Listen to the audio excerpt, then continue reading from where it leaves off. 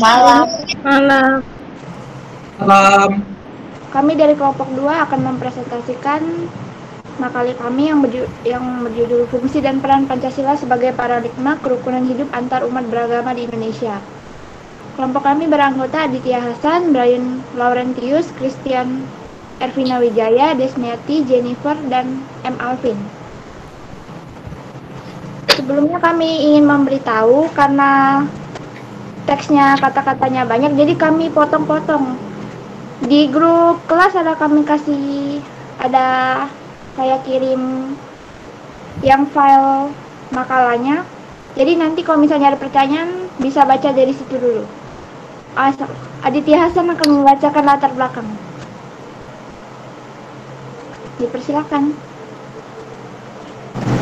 Pancasila sebagai paradigma kerukunan hidup antarumat beragama di Indonesia. Adapun latar belakang dari Pancasila, itu sila-sila dalam Pancasila dijabarkan menjadi 36 butir pengamalan sebagai pedoman praktis bagi pelaksanaan Pancasila. Ini ditetapkan dalam ketetapan MPR nomor 2 MPR 1978 tentang Eka Prasetya Pancakarsa. Adapun pengembangan butir Pancasila yang menyinggung mengenai Pancasila sebagai paradigma kehidupan beragama dapat dilihat dari butir sila ke-1 yang berisikan A. Bangsa Indonesia menyatakan kepercayaan dan ketakwaannya kepada Tuhan Yang Maha Esa. B. Masyarakat Indonesia percaya dan takwa terhadap Tuhan Yang Maha Esa sesuai dengan agama dan kepercayaannya masing-masing menurut dasar kemanusiaan yang adil dan beradab. C. Mengembangkan sikap menghormati dan bekerja sama antar pemeluk agama dalam penganut kepercayaan yang berbeda-beda terhadap Tuhan Yang Maha Esa. Dari penjelasan yang disampaikan di atas dapat disimpulkan bahwa arti dari ketuhanan Yang Maha Esa bukanlah berarti Tuhan yang hanya satu, bukan hanya mengacu pada suatu individual yang kita sebut Tuhan yang jumlahnya hanya satu. Tetapi sesungguhnya ketuhanan Yang Maha Esa berarti sifat-sifat luhur atau mulia Tuhan yang harus mutlak. Jadi ditekankan pada sila pertama dari Pancasila ini adalah sifat-sifat luhur atau mulia, bukan Tuhannya. Berdasarkan butir-butir Pancasila yang telah ada, dapat dikembangkan mengenai pengembangan kehidupan beragama bahwa pernyataan pengakuan bangsa Indonesia pada adanya kekuasaan Tuhan Yang Maha Esa. Dengan demikian, dasar ini merupakan kunci dari keberhasilan bangsa Indonesia untuk menuju pada apa yang benar, baik, dan adil. Pengakuan terhadap Tuhan Yang Maha Esa, kehidupan beragama bangsa Indonesia tidak bisa dipisahkan dengan sila-sila yang lain. Oleh karena itu, kehidupan beragama harus dapat membawa persatuan dan kesatuan bangsa, harus dapat mewujudkan nilai-nilai kemanusiaan yang adil dan beradab, harus dapat menyehatkan pertumbuhan demokrasi sehingga membawa seluruh rakyat Indonesia menuju terwujudnya keadilan dan kemakmuran lahir dan batin. C. Sebagai sarana untuk mewujudkan kesatuan dan persatuan bangsa, maka asas kebebasan memeluk agama ini harus diikuti dengan asas toleransi antar pemeluk agama, saling menghargai dan menghormati antara pemeluk agama yang satu dengan pemeluk agama yang lain. Yang terakhir, kehidupan beragama tidak bisa dipisahkan sama sekali dari kehidupan duniawi atau kemasyarakatan. Agama sebagai alat untuk mengatur kehidupan di dunia sehingga dapat mencapai kehidupan akhirat yang baik. Semakin kuat keyakinan dalam agama, semakin besar kesadaran tanggung jawabnya kepada Tuhan, bangsa, dan negara. Semakin besar pula kemungkinan terwujudnya kesejahteraan, kemakmuran, dan keadilan bagi bangsa itu sendiri. Rumusan masalah akan dilanjutkan oleh kelompok saya. Rumusan masalah. Pertama, 1. Apakah yang dimaksud dengan Pancasila sebagai paradigma pengembangan di kehidupan? Yang kedua, mengapa Pancasila memiliki peran penting sebagai paradigma pengembangan di kehidupan beragama? Yang ketiga, bagaimana cara menyelesaikan konflik atau masalah yang terjadi antar umat beragama?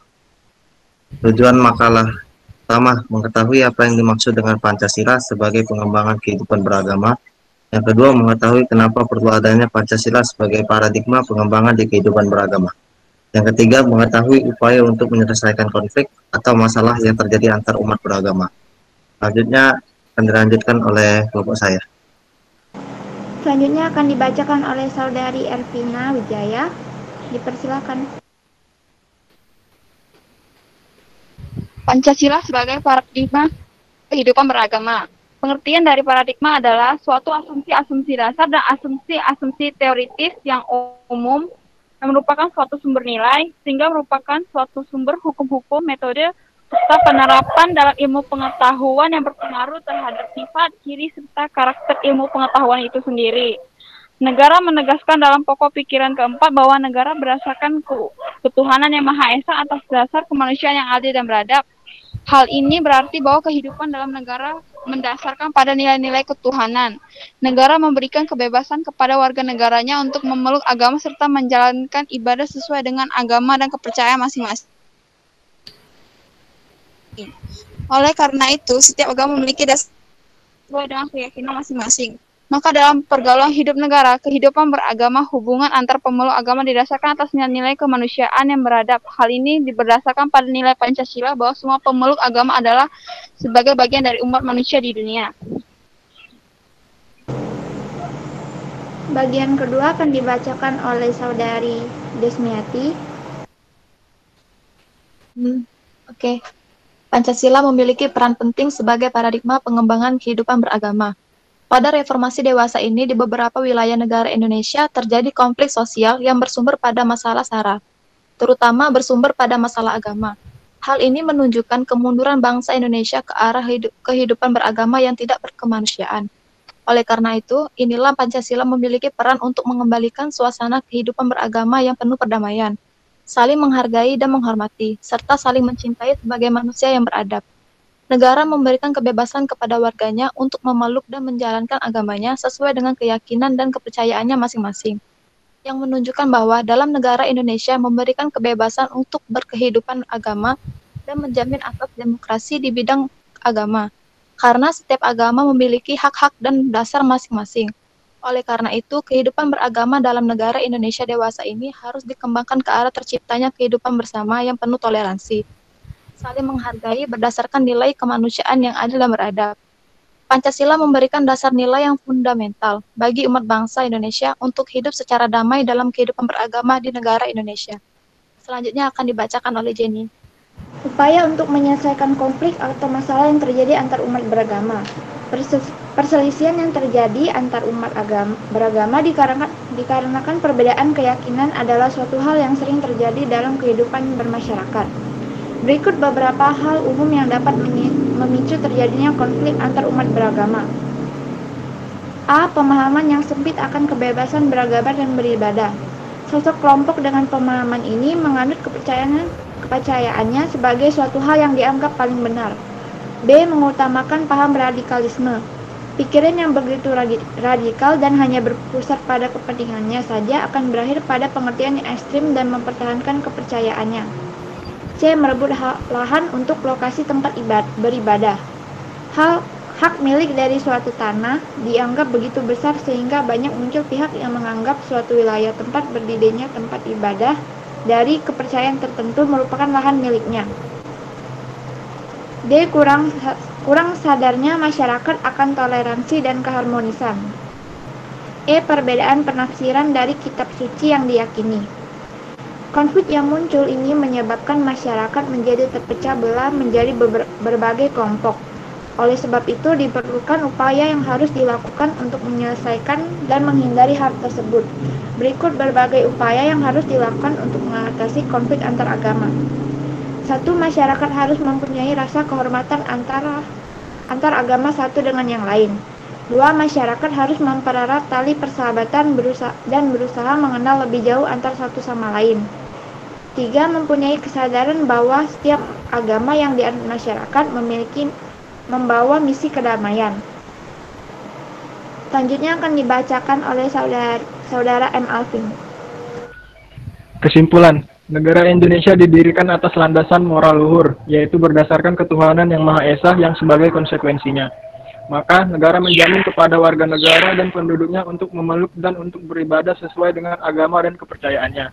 Sama seperti apa yang telah dijelaskan pada butir-butir Pancasila. Dapat disimpulkan bahwa Pancasila sebagai paradigma perkembangan kehidupan beragama memiliki makna bahwa Pancasila dijadikan kerangka dasar, landasan utama untuk menjalankan segala aktivitas agama di masyarakat. Pentingnya Pancasila pun dapat dilihat dari keadaan pada saat ini. Indonesia sedang mengalami kemunduran ke arah kehidupan beragama yang tidak berkemanusiaan. Pancasila memiliki peran untuk mengembalikan suasana kehidupan beragama yang penuh perdamaian, saling menghargai dan menghormati, serta saling mencintai sebagai manusia yang beradab. Mengenai kerukunan umat beragama adalah suatu bentuk sosialisasi yang damai dan tercipta berkat adanya toleransi agama. Kerukunan untuk beragama bertujuan untuk memotivasi dan mendinamisasikan semua umat beragama agar dapat ikut serta dalam pembangunan bangsa. Agar tidak terjadi pertentangan antara pemeluk agama yang berbeda, maka hendaknya dikembangkan sikap toleransi beragama agar terlaksananya sikap yang baik antar umat beragama. Selanjutnya dilanjutkan kepada teman. Saran. Yang pertama adalah sebagai negara yang beraneka ragam, sudah seharusnya diperlukan sikap yang baik untuk menjalankan kehidupan beragama sesuai Pancasila dengan mengembangkan nilai-nilai Pancasila. Yang kedua, lebih menghargai setiap perbedaan agama yang ada agar terciptanya masyarakat yang harmonis dan sejahtera. Yang tiga, hendaknya kemauan untuk mengimplementasikan nilai-nilai Pancasila secara baik ditumbuhkan dalam diri pribadi manusia Indonesia, ditanamkan dalam jiwa pemuda Indonesia, lalu diterapkan dalam kehidupan sehari-hari agar dapat menjadi insan yang Pancasialis. Selanjutnya akan dilanjutkan saya. Kasih dari kelompok 2. Jika ada salah kata atau yang kurang sopan, kami mohon maaf. Jika ada pertanyaan, silakan ditanyakan. Filenya bisa dilihat di grup kelas ya. Tes. Halo Bu, masih terhubung Bu? Halo? Iya, halo. Teman-teman tidak ada yang mau ditanyakan kah? Tanyalah guys. Permisi. Silakan. Saya Nelson Andiariansyah dari kelompok 6 ya. Mau bertanya. Apa menurut kalian cara pencegahan Maaf Sen, bergema. Oh sorry. Bentar ini mati dulu. Oh, sorry. Saya ingin bertanya ke kelompok kalian untuk di bagian hal yang memicu terjadinya konflik antar umat beragama yang di bagian A, pemahaman sempit akan kebebasan beragama dan beribadah. Nah, bagaimana pendapat kelompok kalian untuk menyelesaikan permasalahan ini? Karena kan seperti yang kita ketahui, kebanyakan penduduk masyarakat di Indonesia ini memiliki paham tersebut. Terima kasih kepada Saudara Nelson. Kami akan tampung dulu pertanyaannya. Jika ada lagi yang mau bertanya, bisa di open mic-nya ya. Terima kasih. Jenny, nak nanya. Silakan. Di sini kan dijabarin tadi di atas pengertian paradigma ya. Itu kan panjang kan, suatu asumsi-asumsi dasar sampailah ke bawah serta karakter ilmu pengetahuan itu sendiri. Nah, boleh tidak dijelasi secara singkat dengan kata-kata kalian dewek kayak nah, sehingga supaya bisa lebih dimengerti kayak itu. Terima kasih. Oke, terima kasih. Maaf tadi siapa yang nanya? Maria. Makasih Maria. Nanti kami tampung kembali pertanyaannya. Ini ibunya ngoleknya ya? Mungkin lagi sholat. Iya. Jawabnya nunggu ibu be ya. biar didengar ibunya. Udah sediman deh gitu sampai waktunya habis. Maaf ya, maaf. Permisi Bu, bisa kita lanjut ke presentasinya? Halo. Ya. Kedengeran suara Ibu? Brian? Dengan Dengaran Bu. Kedengeran ya? Saya maaf. Udah selesai belum? Ini Mbak lagi rame di kamar. Selesai belum? Udah Bu, barusan dikasih tadi. Udah. Lagi saya jawab Bu. Tanya jawab. Udah saya belum jawab. Udah. Belum Bu, nunggu. Tinggal ngejawab Bu. Oh ya, oke, silakan. Oke Bu. Aku akan menjawab pertanyaan dari saudara Nelson terlebih dahulu. Dan Alvin akan menjawab pertanyaannya tersebut. Dipersilakan. mengatasi permasalahan itu, kita harus mempunyai rasa untuk menghormati antara satu agama dengan agama yang lainnya. Dan kita tahu Indonesia memiliki beragam kepercayaan. Yang kedua, kita harus mempererat tali persahabatan dan juga bisa mengenal antara satu dengan yang lainnya. Ketiga, kita juga harus mempunyai kesadaran bahwa setiap agama yang dianut pasti mengarah ke jalan yang benar serta membawa kedamaian. Ya, itu saja yang dapat saya sampaikan. Terima kasih. Kepada saudara Nelson, apakah sudah jelas? Bagaimana jika orang tersebut tidak memiliki karakteristik tersebut untuk memiliki sifat tersebut dari menghargai? Harus lebih mendekat terus mengedukasi untuk menjalin tali persahabatan seperti itu. Kita ini pokoknya biar dia mengerti gitu. Baik, terima kasih saudara Lupin atas jawabannya. Terima kasih kepada saudara Nelson atas pertanyaan yang telah diberikan. Selanjutnya kami akan menjawab pertanyaan dari saudari Maria. Dipersilakan saudari Desniati akan menjawab pertanyaan tersebut. Itu kayak keyakinan dasar yang untuk membimbing atau menuntut manusia untuk bertindak.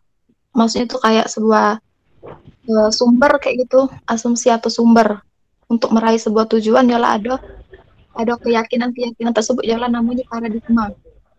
Paradigma itu ialah suatu keyakinan dasar yang dapat membimbing atau menuntut manusia dalam bertindak.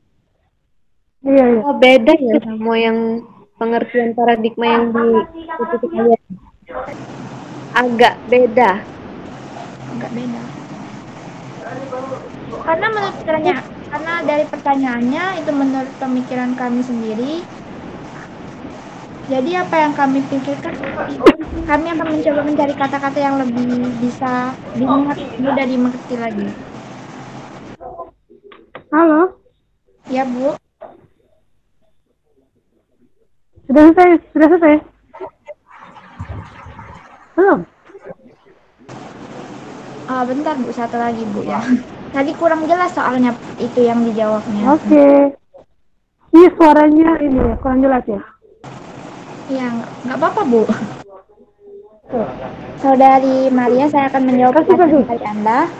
Jadi, kalau menurut makalah kami, itu merupakan suatu asumsi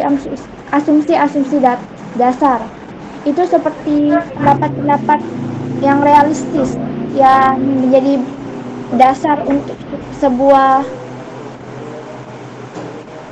atau suatu hal.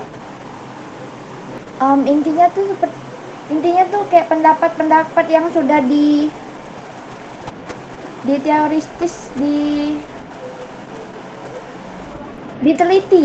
diteliti agar menjadi suatu sumber hukum. Oh, oke, jadi Maaf ya, kalau misalnya bahasanya berbelit-belit. Oke, jadi. Terima kasih atas pertanyaan-pertanyaan yang telah diberikan. Dan sekian dari kelompok kami.